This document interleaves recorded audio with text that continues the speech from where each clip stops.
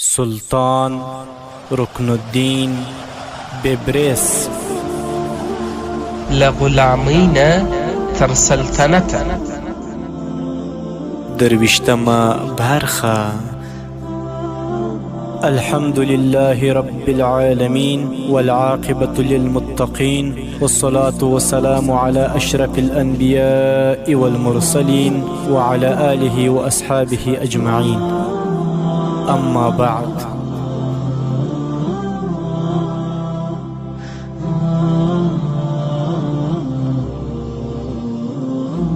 السلام علیکم ورحمت الله وبرکاته. محترم اوریدونکو، الله جل جلاله دې وکړي چې تاسو روغ جوړ او د صحت او عافیت جامې مو پر تن وي. محترم اوریدونکو، لکه څرنګه چې موږ په تیره 22مه برخه کې د غلامۍ نه تر سلطنت د داستان هغه ځای بیانوي چې سلطان رکن الدین د الله جل جلاله په دربار کې دعاګانې وکړي او د دعا وروسته ویې کتل چې دشمن خپله حمله پیل کړې ده. نو اوس به راسو محترمو اوریدونکو، دغه د جنگ حالات به وګورو چې نور څه مخته راځي. سلطان رکن الدین دا هم وکتل چې د دشمن لښکر په دوه برخو ویشل سوی دی، چې یوې د انطاکیه او د بیرون نه د راغلو ځواکونو صلیبي متحده ځواک و، او په بله ډله کې د ارمینیا د حکمران بیټن لښکر و. دغه دواړه متحده لښکر د سلطان رکن الدین لښکر ته رانږدې سوي وه، او د رانږدې کېدو سره سم یې د سلطان رکن الدین په لښکرو لکه د سمندري توپان په څیر حمله وکړه. امیر سیف الدین تورنتایي، حسام الدین او په خپله سلطان رکن الدین هم د دشمن د لښکر په مقابل کې دفاعي حیثیت غوره کړ.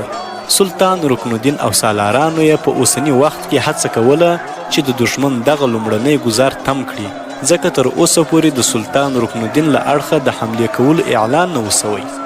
تر لږ شیبې پورې کله چې سلطان رکن الدین او د هغه لښکرو د دشمن حمله تم کړه، او دشمن هم د سلطان رکن الدین او د هغه د لښکرو په شا کولو کې ناکام پاتې سوي وه، په همدې وخت کې سلطان رکن الدین په زوره د تکبیر اوازونه پورته کړل، او دا د دې خبرې اشاره وه چې د دشمن حمله تم کړل سویه، او اوس د دفاع د حالات څخه د جارحیت د حالت لوري ته ورګرځي. د سلطان رکن الدین له اړخه د دې اشارې سره سم د هغه په لښکر کې یو ستر انقلاب رامنځته سو. د سلطان رکن الدین لښکرو هم په داسې توګه د تکبیر اوازونه پورته کړل چې په اورېدو یې رګ ریښې د طوفاني توندو بادونو په څیر راوپارېدلې، او ټولو په یوه ځل په دښمن باندې یرغل ورویست. د سلطان رکن الدین او د هغه د لښکریانو د داسې حملې کولو وروسته د جنگ ډګر د مات سوي سیلاب په څیر حالات خپل کړل. تر یو وخته پورې سلطان رکن الدین او د هغه لښکرو په دشمن باندې په پرله پسې توګه په متحده توګه حملې وکړې، ان تر دې چې د دشمن مخکینی لیکې د ګډې وډې او بې نظمۍ سره مخ سوې. د دې سره بیا هم سلطان رکن الدین او حسام الدین په خپلو حملو کې شدت راوست، په داسې حال کې چې سیف الدین او تورنتایي د خپل لښکرو سره یو ځای د دشمن ښې او چپ لوري ته ولاړ ول. کله چې دوی په ښه واټن کې د دشمن تر څنګ ځایو ته ورسېدل، نو سیف الدین په یوه نوې توګه خپله حمله پیل کړه. هغه د دشمن د ښې لوري اخري برخې څخه په دشمن راپرېوت، او په ډېره چټکۍ سره یې دشمن تر پښو لاندې کاوه. د امیر سیف الدین تر څنګ تورنتایي هم په دشمن باندې د چپ لوري څخه د توپان په څیر راپرېوت. د سیف الدین او امیر تورنتایي په څیر سلطان او حسام الدین هم د جنگ بڼه بدله کړه، او د دشمن په منځنۍ برخه کې د دشمن په ځواکونو سور اور راکښته کړی و. اوس نو د جنگ حال داسې و چې د دشمن د متحده لښکر په منځنۍ برخه کې په خپله سلطان رکن الدین او حسام الدین خپله وینه تویونکی عملیات پیل کړی و. په داسې حال کې چې د دشمن په ښي لور کې امیر سیف الدین په چټکتیا سره مخته روان و، او چپه لوري ته امیر تورنتایي د ټول نه په ځواکمنه توګه د دشمن لیکې له منځه وړلې. د دشمن لښکرې په ډیره چټکتیا سره له منځه تللې، او تر یو وخته پورې همداسې جنگ روان و، خو دشمن تر ډیره پورې د تم کېدو وړتیا له لاسه ورکړې وه، او په لیکو کې یې د ماتې نښې راڅرګنده سوې. د لږ شیبې جنگ وروسته د دشمن ځواکونو د انطاکیه په لور د تښتې هلې ځلې پیل کړې، خو هغوی چې د کلا دیوالونو ته ورسېدل، نو هلته یو بل انقلاب رابرسېره سو. هغه دا چې د انطاکیه او د هغوی د مرستې لپاره د بیرون نه راغلي ځواکونه خو د انطاکیه د کلا په لور مخه کړه، خو د ارمینیا څخه راغلي ځواکونو د انطاکیه د کلا په ځای د ارمینیا په لور مخه کړه. ترڅو د خپل لښکرو ژوندون خوندي کړي. د مخکې څخه د جوړ سوي پلان له مخې سلطان رکن الدین او حسام الدین د انطاکیه په لور د تښتېدونکو ځواکونو پسې تر شا ولاړل او د هغوی په وژلو آن ښار ته ورننوتل. د بل اړخه د سیف الدین او ترنتایي مسؤلیت دا و چې هغوی به د مخالف لوري څخه د کلا په دیوالونو راخیږي او د دښمن د هغه لښکر تر شا به چې له دوی سره په جنګ کې راګیر وي یرغل کوي. خو دلته اوس یو بل بدلون راغلی و او هغه دا چې د ارمینیا ځواکونو د کلا په لور د تښتې په ځای د ارمینیا په لور د تښتې لاره خپله کړه او هغوی کولی سول چې بیرته راستانه سي او د سلطان د لښکرو په خلاف حمله وکړي. د همدې خطرې د مخنیوي په خاطر امیر سیف الدین په خپل اسپور او د ترنتایي په لور ورغی او ورته ویې ویل: ترنتایي زویه، د جنگ هغه پلان چې سلطان رکن الدین زموږ سره یو ځای جوړ کړی و نو ته خو یې وینې چې په هغې کې بدلون راغی، ځکه دغه ارمینیان د انطاکیه کلا په لور د تښتې په ځای د ارمینیا لوري ته ولاړل. زه ویرېږم چې هسې نه چې موږ دواړه د کلا په دیوالونو د ورختلو هڅې وکړو او دوی بیرته راستانه سي او زموږ تر شا په موږ باندې حمله وکړي او په دې توګه به موږ ته ډېر غټ زیان ورسوي. زویه، ته د خپلو لښکرو سره یو ځای د ارمینیا د پوځونو په تعقیب پسې ولاړ سه، د هغوی تر شا ولاړ سه او تر څو چې کولی سې له منځه یې یوسه او تر څو میله واټنه پورې یې وځغلوه. دومره یې وځغلوه چې زه د کلا تر دیوالو ځان ورسوم او په دیوالو باندې وروخیږم. بیا به زه د هغه لښکر تر شا ګزار وکړم چې د سلطان رکن الدین په خلاف په جنګ کې اخته دی. ترنتایي د امیر سیف الدین دا خبره ومنله. بیا یې خپل لښکر له ځانه سره واخیست او د ارمینیا په لور د تښتېدونکو ځواکونو تر شا ولګېد. د بل اړخه امیر سیف الدین هم په ډیره بیړه د دیوالو خواته ځان ورساوه. امیر ترنتایي ډیر ژر د ارمینیا په لور تښتېدونکي ځواکونه لاندې کړل او د شا له اړخه یې په هغوی ګزارونه پیل کړل. کله یې چې وکتل چې د ارمینیا ځواکونه نور د تم کېدو وړتیا نه لري او نه بیرته انطاکیه ته د راستنېدو توان لري نو د هغوی د تعقیب څخه یې لاس واخیست او بیرته په چټکۍ سره د انطاکیه د ښار په لور راغی. د ترنتایي په غیاب کې امیر سیف الدین د خپلې برخې د لښکرو سره یو ځای د انطاکیه د کلا دیوالو ته ځان ورساوه.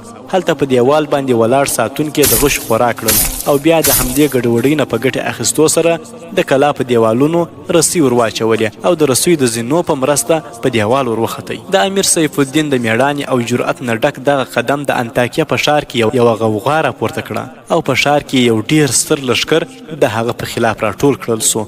دښمن هڅه کوله چې د ښار په دغو سترو دیوالونو بیرته ولکه وکړي خو امیر سیف الدین هغوی ته د دې کار فرصت ورنه کړ او سمدلاسه د دیوالو په لور پر راتلونکو ځواکونو یرغل وکړ. د دښمن سره د جنگ کولو په وخت کې سیف الدین متوجه سو چې ترنتایي هم د ارمینیایي لښکرو د تعقیبولو څخه بیرته راستون سوی او تر دیوالو یې ځان رسولی. هغه د دیوال همهغې برخې ته ځان رسولی چیرې چې سیف الدین د خپل لښکرو سره د دښمن سره په ټکر کې و. د امیر ترنتایي را رسېدل او په جنګ کې ورګډېدل د سیف الدین لپاره ډیر ستر ملاتړ و. په دې خاطر هغه د هر څه د مخه د تکبیر غږ پورته کړ. دا غږ د هغه د لښکر لپاره نښه وه چې په پوره ځواک سره په دښمن باندې ورپرېوځي. د اشارې سره سم د سیف الدین لښکر په دښمن باندې خپلې حملې نورې هم ګړندۍ کړې او دښمن یې په شا تنبولو ته مجبور کړي. په همدې وخت کې امیر سیف الدین د خپلې جنگي تجربې نه په ګټه اخیستو سره د خپلو څو ډلو عسکرو سره یو ځای د دیوالو څخه راکښته او د کلا د شاتنۍ دروازې د خلاصولو په لور ورغی او دروازه یې خلاصه کړه. د دغې دروازې د خلاصولو سره سم امیر ترنتایي د خپلو لښکرو سره یو ځای د سیلاب په څېر د انطاکیه ښار ته راننوت او په هغه لښکر یې چې د امیر سیف الدین په خلاف په جنګ کې ښکېل و د شا لخوا یرغل راویست او هغوی یې په خپلو وینو کې ولمبول.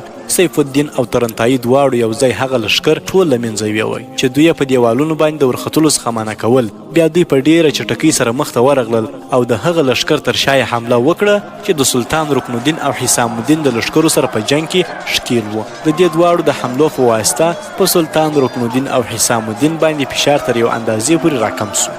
څرنګه چې د دښمن د لښکرو شمیر د سلطان رکن الدین د لښکرو په مقابل کې ډیر زیات و او کله به چې سلطان رکن الدین او یا د هغه لښکریانو دښمن یو عسکر واژه نو د هغه وژل سوي ځای به دوه درې نورو کسانو نیوه. په دې توګه د دښمن د عسکرو ټول وژنه ان تر ماښامه پورې روانه وه. په تیاره کې د جنګ اور مړه ژواندی سو. دښمن شاته وتنبول سو او سلطان رکن الدین د کلا د شاهي دروازو ترڅنګ خپل ځواکونه سره راټول کړل خو د لښکرو یوه برخه د تیارسۍ په حال کې پرېښوده او په دې توګه سلطان رکن الدین لومړۍ شپه په انطاکیه کې د جنګ په حال کې تېره کړه. بله ورځ سهار بیا جنګ ونښت او د انطاکیه ښار یو ځل بیا د اور په لمبو کې راښکېل سو. څرنګه چې د انطاکیه د ځواکونو نه علاوه د انطاکیه د ښار اوسېدونکو هم پوره جنګي روزنه ترلاسه کړې وه. په دې خاطر هغوی ډلې د خپلو کورونو څخه راووتل او د سلطان رکن الدین په لښکرو یې حمله پیل کړه. په دې ورځ هم تر ماپښینه پورې جنګ جاري و، ان تر دې چې رکن الدین د دښمن لښکرو ته سخته ماته ورکړه او هغه چې د کورونو څخه راوتلي وه او جنګ یې ورسره کاوه هغه یې هم یو په بل پسې له منځه ویوړل. د ماښام ته رارسېدو د مخه سلطان رکن الدین د انطاکیه په ښار باندې په پوره توګه واکمني پیدا کړه او په دې توګه د ځمکې په شرقي برخو کې د یوه ډېر پخواني لاتیني صلیبي ریاست موجودیت د تل لپاره د پای ټکی کښېښود. سلطان رکن الدین چې تر دې دمه د صلیبیانو په خلاف کې فتحې ترلاسه کړي وې د هغوی ټولو څخه دا فتح ډېره ستره او په رښتینې توګه د فتح الفتوح حیثیت درلود. د ابوالفدا د وینا له مخې چې د انطاکیه په جنګ کې د صلیبیانو نږدې 16,000 پوځیان له منځه تللي وه او تر 100,000 پورې جنګي بندیان ګرځېدلي وه. کله یې چې هغوی وپلورل نو د یوه جنګي ځوان قیمت 12 درهمه او د یوې نجلۍ قیمت 15 درهمه ترلاسه سو. پیسې او درهم دومره زیات وه چې عسکرو ته د شمیر په ځای په پیمانو ورکړل سول. په انطاکیه باندې د سلطان رکن الدین د حملې نه مخته څرنګه چې د انطاکیه حکمران بوهیمان د خپل لښکرو د یو ځواکمنې ډلې سره ترابیز ته ورغلی و، په دې اساس د هغه په نه موجودیت کې سلطان رکن الدین د هغه په نوم یو لیک ولیکه او د خپل یو قاصد په لاسو یې بوهیمان ته ورولېږه. په دې خط کې سلطان رکن الدین لیکلی و: په انطاکیه کې ستا د خلکو څخه هیڅ یو هم ژوندی نه دی پاته سوی. غواړم تا د دې ښار د انجام څخه خبر کړم. زه په دې خاطر دا کار کوم چې په هغو ذخایرو چې تا ناز کاوه هغه ټول له منځه تللي دي.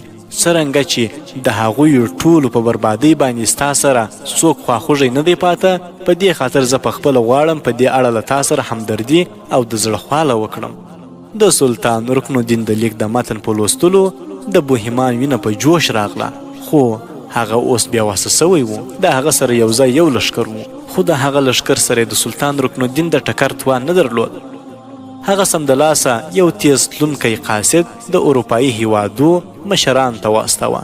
ترڅنګ د روم پاپا ته هم خپل قاصد ولېږه او د هغوی ټولو څخه یې د سمدستي مرستې غوښتنه وکړه. په خپله د خپلو ساتونکو ډلو سره یو ځای د قبرس په لور ولاړی. سلطان رکن الدین د خپل لښکرو سره یو ځای څو ورځې همهلته په انطاکیه کې پاته سو او د هغه ځای نظم او نسق یې خپل کسانو ته حواله کړ. بیا د خپل لښکرو سره یو ځای د انطاکیه څخه راووت او د شمال په لور پرتې ارمینیا ته ورغی. څرنګه چې د ارمینیا ځواکونو د سلطان رکن الدین په خلاف د انطاکیه له ځواکونو سره یو ځای جنګېدلي وه، په دې اساس د انطاکیه د فتح وروسته سلطان رکن الدین د ارمینیا په سلطنت باندې د یرغل کولو پریکړه وکړه. د سلطان رکن الدین په وخت کې د ارمینیا پولې د سوریې او انطاکیه د صلیبي ریاستونو تر پولو را رسېدلي وې. دا سلطنت د شمال لوري د جبل یونټک او د جنوب له اړخه د تارس د غرونو ترمنځ خپور سوی و او بیټن پرې حکمراني کوله. د دې سلطنت مرکزي ښار اونه نومېده.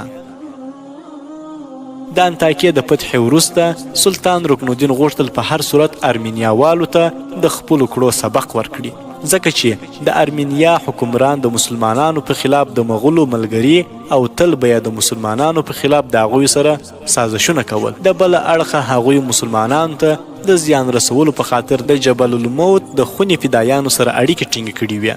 دې خلکو د مسلمانانو په ځورولو کې یوه لحظه هم نه ضایع کوله. په دې خاطر سلطان رکن الدین په هر صورت غوښتل دې نصرانیانو ته د اسلام د دښمنۍ سزا هم ورکړي. د همدې حالاتو په رڼا کې سلطان رکن الدین په ډیره چټکۍ سره خپل پرمختګ ته دوام ورکوي او ځان یې ډیر ژر د ارمینیا د سلطنت مرکز اونې ښار ته ورساوه. کله چې د ارمینیا حکمران بیټن ته د مسلمانانو د حکمران د ورسېدو خبر ورسېد او په دې هم خبر سو چې د مسلمانانو حکمران سلطان رکن الدین د انطاکیه د ښار د فتح وروسته د ارمینیا په لور په چټکۍ سره روان دی، نو هغه هلته په خپل مرکز اونې کې د لښکرو د ډیرښت ترڅنګ ډیر زیات تیاری هم ونیوه. د همدې تیاریو نه وروسته هغه ډیر ستر لښکر سره یو ځای د خپل مرکزي ښار اونې څخه راووت او د امتاویلیه په میدانو کې خیمې ووهلې. د بیټن زوی چې په انطاکیه کې د مسلمانانو څخه ماتې خوړلې وه او راتښتېدلی و هم د لښکرو د سپه سالار په څېر د خپل پلار بیټن سره یو ځای سو. سلطان رکن الدین هم د خپل لښکرو سره یو ځای د انطاویلیه میدانو ته ورسېد. هغه وکتل چې د هغه د راتلو د مخه د ارمینیا حکمران د خپل ځواکمن لښکر سره هلته پړاو کړی دی او د جنگ لپاره تیار ناست دی. سلطان هم د انتاویلیه میدانو ته د ورسېدو سره سم پړاو وکړ. بیا یې د وخت د ضایع کېدو پرته خپل لښکر منظم کړ او د ارمینیا د لښکرو په مقابل کې په منظمو لیکو کې ودراوه.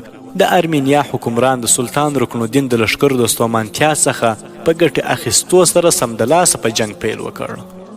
په دې اساس په داسې وخت کې چې سلطان رکن الدین د خپل لښکرو لیکې منظمولې، د ارمینیا حکمران بیټن پرې د حملې لپاره د جنگ ډول وواهه او دا د دې خبرې ثبوت چې بیټن سمدلاسه جنگ کول غواړي. خیر، سلطان رکن الدین د انتاویلیه په میدانو کې هم د جنگ طریقه او لار هماغسې غوره کړه لکه څنګه چې په نورو ځایو کې وه.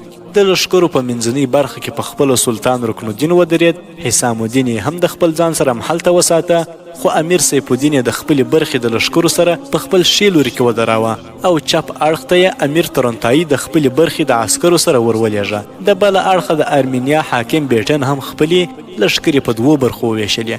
یوه برخه د خپله ځان سره وساتله او بله برخه یې خپل زوی ته ورکړه. د دوی د لښکرو شمیر د سلطان رکن الدین د لښکرو څخه 2 هغومره زیات و. د ارمینیا حکمران د خپل ټول ځواک سره د سلطان رکن الدین په لښکرو لکه د تیارو د توپان په څیر راپرېوت. د خپل پلار په قدم زوی هم د خپلې برخې د عسکرو سره یو ځای د سلطان رکن الدین په لښکر یرغل راوست. د سلطان رکن الدین لښکرو په ډیر ډاډ او اطمینان سره د بیټن او د هغه د زوی د لښکرو حملې وتنبولې. سلطان رکن الدین او حسام الدین د خپلو لښکرو سره یو ځای د بیټن په مقابل کې او سیف الدین او امیر ترنتایي د خپلو لښکرو سره یو ځای د بیټن د زوی په مقابل کې جنګېدل. بیټن په دې فکر و چې څرنګه چې د ډیرو ځواکونو خاوند دی، نو په دې خاطر به د سلطان رکن الدین په لښکرو هم هلته د انتاویلیه په میدانو کې پوره بری ترلاسه کړي او سلطان رکن الدین به د خپل لښکرو سره یو ځای ماتې او تښتې ته اړ کړي. خو د هغه ټولې هیلې کرار یو په بل پسې له منځه تللې. کرار د ناکامیو او ناهیلیو په لور روان و. خو په دې وخت کې یو انقلاب رامنځته سو او هغه دا چې سلطان رکن الدین تر لږ شیبې پورې د جنگ څخه لاس واخیست. 2 قدمه شاته ولاړ او بیا یې په لوړ اواز خپلو ځواکونو ته په وینا کې وویل: ای د کفر سنګر ماتونکو مجاهدینو، موږ د دغسې یو خونړي دښمن سره پخوا هم څو ځله مخ سوي یو. په دغه خونړي دښمن باندې لکه د وریځو او توپانو په څېر راخپاره سئ. د کیف او مستي دغه ناولی دښمن ستاسو تر مخه تر ډېر نستم کېدلی. د دوی ټولو دم خم وکاږئ او په دوی باندې د پرله پسې توپاني بارانونو او بادونو په څېر رانازل سئ. زما ملګرو او زما دوستانو، ټول یو ځای د خپل پالونکي رب نوم واخلي او د دښمن په ټولو خواو باندې د تورو توپاني وریځو په څېر راخپاره سئ. ای زما سر په لاس مجاهدینو، زموږ سره په جنګ کې ښکېل دغه دښمن ډېر ژر په ډوب سوو نبضونو باندې بدلېدونکی دی. د دې سپاک دښمن سره د ژوند او مرګ لوبه ولوبوئ او د دوی د ژوند پاڼې د مرګ په تورو ټکو ډکې کړئ. تر دې ځایه سلطان رکن الدین د خبرو وروسته خاموشه سو. بیا یې په زوره د تکبیر اوازونه پورته کړل. د تکبیر د غږ د اورېدو سره سم د هغه په لښکرو کې د اور په څېر د جذباتو امواج راوپارېدل او په دښمن باندې یې په پوره ځواک سره متحده حمله پیل کړه. سلطان رکن الدین هم د لیکو د منځني برخې څخه راووت او په لومړیو لیکو کې د خپلو مجاهدو عسکرو سره یو ځای د دښمن په ځپلو لاس پورې کړ. د سلطان رکن الدین او د هغه د سالارانو د دې سختې او توپاني حملې له مخې د انطاکیه میدانونه ټول د وینو په سیلاب کې ډوب سول. سلطان رکن الدین، امیر سیف الدین ترنتایي او حسام الدین د خپلو لښکرو سره په دښمن باندې لکه د اسماني تندر په څېر راپرېوتی و. بیا قرار یو انقلاب را څرګند سو. سلطان رکن الدین او حسام الدین د خپلو لښکرو سره یو ځای په یو ځای کې تم او خپل جنگ ته یې بیا دوام ورکوي. په داسې حال کې چې امیر سیف الدین د خپلې برخې د عسکرو سره یو ځای تر لرې ښې لوري ته او امیر ترنتایي چپه لوري ته د فصل د لو کولو په څېر خپل دښمنان له منځه وړل. د جنگ په میدان کې یوه نه پای ته رسېدونکی شور او غوغا پورته کېده. د تورو، نیزو او ډالونو د ټکر څخه د غوږونو پردې له منځه تللې. په همدې دوران کې امیر ترنتایي خپل ځواکونه د ارمینیا د حکمران بیټن د زوی د لښکرو په لور ورننویستل. هغه کتل چې د بیټن زوی په خپله د لښکرو ترمنځ ولاړ او د جنگ نه ځان ساتي، خو نورو عسکرو ته د جنگ قومنده ورکوي او هغوی مخکې لیکو ته د لیږلو لپاره ورهڅوي. امیر ترنتایي د خپلو ساتونکو سره یو ځای په ډیره چټکۍ سره د بیټن زوی ته ځان ورساوه. هغه وخت چې تورنتای په ډیر ځواک او قوت سره د بیټن د زوی په لور روان و، نو د بیټن زوی هم د تورنتای په راتلو خبر سوی و. ترڅنګ هغه ته د هغه ساتونکو هم ویلي و چې دغه راتلونکی کس د سلطان رکن الدین د پوځونو سالار دی. د دې خبرې په اورېدو سره د بیټن د زوی په سینه کې ساه بنده کېده. د هغه روح په دود بدل سوی و. د جسم او روح ټوله خوشحالي په غم او ویر بدلې سوي وې. په دې وخت کې د هغه په ذهن کې یو ځل دا خبر هم راغله چې د راتلونکي ځوان سره د ټکر په ځای د تیښتې لاره خپله کړي او خپل ځان خوندي ځای ته ورسوي. خو بیا یې د خپل لښکرو په شتون کې د جنگ او ټکر څخه تیښته د خپل نفس او ځان لپاره سپکاوی وګاڼه. په دې خاطر خپله ټوله بیره، غم او مصیبت هر څه یې له یاده وویستل او په امیر تورنتای باندې حمله وکړه. امیر تورنتای د هغه د تورې ګزار په خپل ډال باندې واخیست او بیا یې په خلاصه لهجه ورته وویل: د بیټن زویه، ما خو ستا د تورې ګزار په خپل ډال باندې تم کړ، خو لا تر اوسه مې خپله توره په کار نه ده اچولې. خو غواړم دا درته ډاګیزه کړم چې زه به ډېر ژر تا د ذلت سره مخ کړم. د دې خبرې سره سم امیر تورنتای خپله توره وخوځوله او د بیټن په زویه یو خطرناک ګزار وکړ. خو هغه هم د تورنتای ګزار په خپل ډال باندې ونیاوه. بیا یو ناڅاپه تورنتای خپل ډال د آس په زین باندې راوځړاوه او خپله امسایه چې هلته د زین سره تړلې وه راخلاصه کړه او د بیټن زوی یې پرې په څټ کې په دومره قوت سره وواهه چې هغه یې د آس لاندې راشوه کوي. د هغه د راشوه کېدو سره سم امیر تورنتای خپل ساتونکو ته په لوړ آواز وویل: دا مه وژنئ، بلکې په رسو یې وتړئ او ژوندی یې ونیسئ. د دې نه وروسته امیر تورنتای د دښمن په لښکرو کې ورننوت او د دښمن د لیکو په منځ کې یې د هغوی د له منځه وړو کار پیل کړ. د تورنتای په لاسو د بیټن زوی د ژوندي نیولو خبر په لښکرو کې لکه د توپان په څیر خپور سو. د دې خبر د خپرېدو سره سم که له یوه اړخه د بیټن په لښکرو کې زړه بدوالی را پیدا سوی و، خو د بله اړخه د سلطان رکن الدین په لښکرو کې میړانه او شهامت نور هم زیات سو.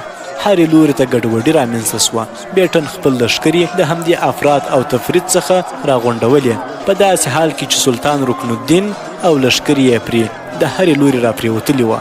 دوی په ډېره چټکۍ سره په دښمن حملې کولې. د خپل همدغو تیزو او هر اړخیزو حملو په واسطه د بیټن د لښکرو اعصاب نور شل سوي وه او ډېر ورخطا معلومېدل.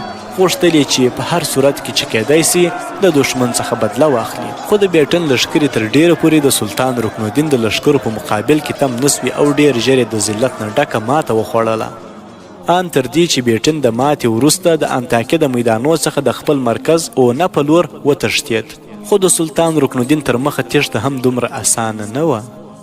سلطان رکن الدین حسام الدین ته د دښمن په پړاو باندې د ولکه کولو حکم وکړ او ورته ویې ویل چې د هغه هر شی په خپله ولکه کې واخلي.